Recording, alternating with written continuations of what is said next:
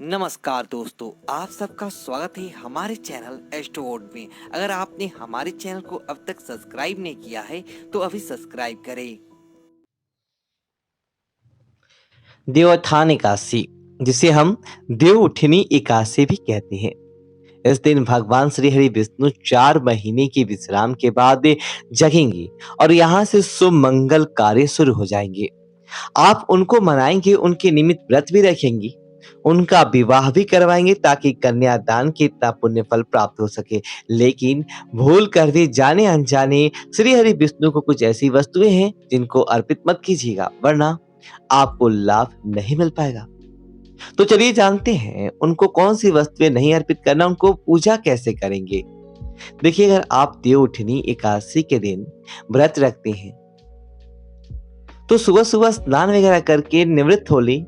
Fresh कपड़े पहनकर अपने आंगन में, छत पे या कहीं अपने बालकनी में चौक बनाएं। इसके बाद भगवान श्री हरि विष्णु के जो चरण उनको बनाइए। कैसे बनाएंगे? देखिए, एक तो आप चावल को भिगो ले, उसको पिसको के घोल से बना सकते हैं।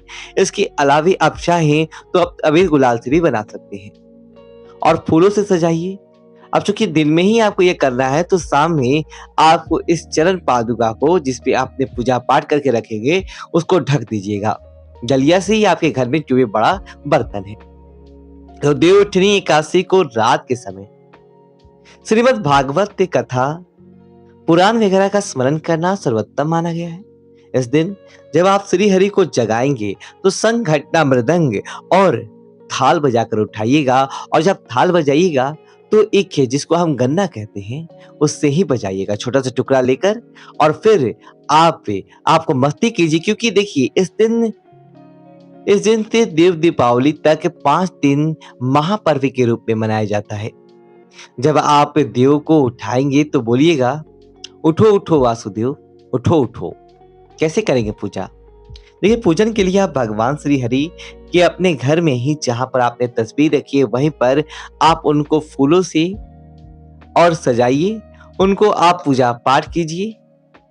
इसके बाद आप फल, पकवान, अगर आपने लड्डू वगैरह है, बतासे, सिंघारे, गन्ना, ये सब चढ़ाइए और डलिया से ढककर एक दीपक जला ले। भगवान श्री हरि के साथ पंचदेव पूजा का भी विधान है। और इसके बाद आप पुष्पांजलि दें।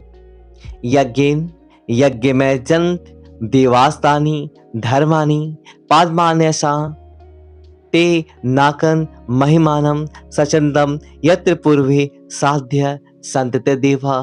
तो इसके बाद आप प्रार्थना करें, यंतु द्वादशी देव प्रवधाय बिर्दमता त्वद्यो सर्वलोकानां हितार्थ शेषायनि इदं वतम मयादेव कृतं प्रत्यय तो प्रभु न्यूनं संपूर्णतां यातु तत्प्रसादम निराजनम। इसके बाद प्रहलाद, नारद, पराशर, कुंडली, व्यास, अम्र, सुखे, सौनक आदि भीष्मादि भक्तों का स्मरण कर चरमामृत पंचामृत का प्रसाद वितरण करें। एक रथ में भगवान को विराजमान कर स्वयं उसे खींचे, नगर ग्राम गली में, नहीं तो कम अपने घर में ही घुमा ले। शास्त्र कहता है कि 52 भगवान 3 पद भूमि लेकर विदा हुए थे। उस समय दैत्यराज बलि ने 52 जी को रथ में विराजमान कर स्वयं उन्हें चलाया था। और ऐसा करने से समझते तो वैष्णव क्रिया सर्वा पर्वते के अनुसार यथा भगवान विष्णु योग निंद्रा को त्याग कर सभी प्रकार की क्रिया करने में पवित्र हो जाते हैं। इसलिए कथा स्मरण के बाद प्रसाद वितरण करना चाहिए। अब देवउठनी एकादशी इस बार प्रारंभ होगा 3 नवंबर 2022 की शाम 7:30 से और एकादशी तिथि समाप्त होगी 4 नवंबर 2022 शाम 6:08 पर। और व्रत आप 4 नवंबर को रखेंगे और व्रत तोड़ने का जो नियम पारस में, वह 5 नवंबर की सुबह 6:41 से सुबह 8:57 के बीच आप कर लीजिएगा। तो आप सबसे पहले जानते हैं कि इस दिन क्या भगवान श्री हरि को भूल से भी अर्पित ना करें। पहला है चावल। चावल आप अर्पित तो कर सकते हैं, पर हल्दी के कलर करके या कुमकुम से कलर करके। सफेद चावल भूलकर भी अर्पित ना करें। दूसरा है कनेर का पुष्प, जैसे शिव जी को अति प्रिय है। तो कनेर का पुष्प भूलकर भी श्री हरि विष्णु को अर्पित मत करें। और तीसरा है सफेद जनेऊ, भूलकर भी अर्पित ना करें। पीला जनेऊ मंगा ले, नहीं है तो हल्दी से कलर करके फिर अर्पित करें, नहीं तो आपको व्रत का पुण्य फल नहीं मिलता। तो जब आप नदी सरोवर में नहाएंगे तो अच्छी बात है, घर में नहाते हैं तो नहाने के पानी में गंगा जल या पवित्र नदी सरोवर का जल डालकर ही नहाएं। अगर नहीं है तो तुलसी के पत्ते डालकर नहाएं, पर इस दिन तुलसी के पत्ते मत तोड़िएगा। अभी तो पौधों के नीचे तुलसी के पत्ते गिरे हुए भी आपको मिल जाएंगे, तो आप उसी को उठा करके पूजा करें। और जब आप तुलसी जी की शालिग्राम भगवान से विवाह करवाएंगे तो तुलसी के गमले में शुभ मंगल प्रतीक चिन्ह बनाएं। इसके अलावा तुलसी के हर एक पत्तों का श्रृंगार करें सिंदूर से। तुलसी के पौधे के चारों तरफ सजाइए और साथ ही उनको एक जरूर अर्पित करें। तुलसी के पौधे में शालिग्राम भगवान के पीले वस्त्र धारण कराकर स्थापित करें और उनका विवाह करवाइएगा।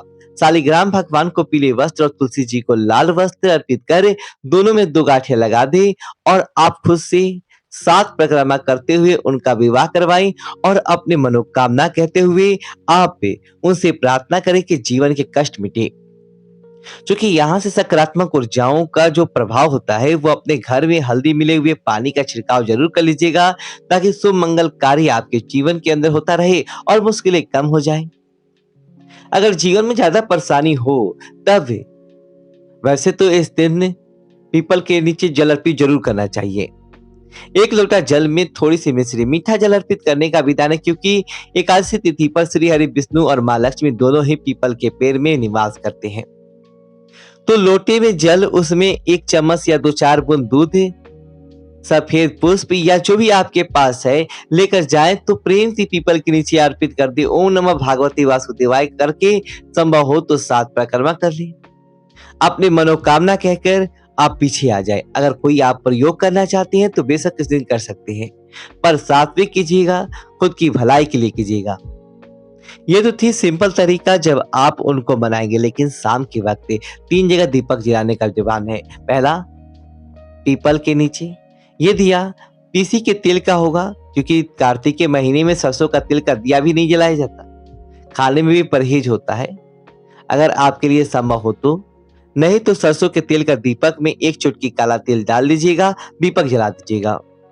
इसके बाद पास के किसी भी शिव जी के मंदिर में जाकर 1 दिया घी का और उस दीपक में 1 लौंग डालकर जला दें, या सरसों के तेल का ही दिया, लेकिन याद रखें सरसों का तेल का जगह तीसी का तेल का प्रयोग कर पाए तो शुभ होगा, मंगलकारी होगा आपके लिए।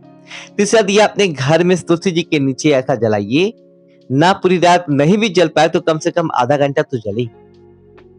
सिंपल सा चीज है। इस दिन कुछ चीजें ऐसी है जिसे नहीं खाना चाहिए, आप याद रखिए ना रखिए, जैसे कि चावल, बैंगन, मूली, साग, मसूर की दाल, काली उड़द, कुछ ऐसी चीजें हैं जो नहीं खाए जाते हैं।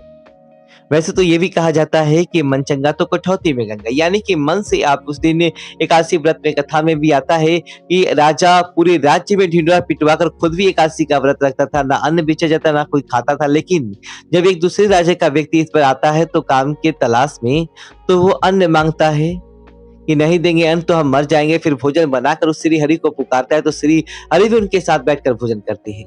तो यहाँ पर सबसे बड़ा मन है। अगर ये नहीं कि आप पूजा पाठ करें, मन आपका कहीं और है, तो फिर पूजा का फल भी नहीं मिलेगा। बस 5 मिनट ही सही, पर दिल से कीजिएगा। एक छोटा सा प्रयोग लौंग का कर लीजिएगा। अगर कोई लंबे समय से मनोकामना अटकी हुई है, पूरी नहीं हो पा रही है, तब एक लौंग इसे काले का लिख अपने मनोकामना कह दे, तुलसी के पौधे में दबा देगा। जब मनोकामना पूर्ण हो जाए तब लौंग तो गल जाएगा मिट्टी में, लेकिन जो सिक्का है उसे निकाल कर पास के किसी मंदिर में दान पेटी में डाल दीजिए। हम आपसे विदा लेते हैं। वीडियो को लाइक करें, कमेंट बॉक्स में नमः शिवाय लिखकर हमारे चैनल सब्सक्राइब करें। धन्यवाद दोस्तों।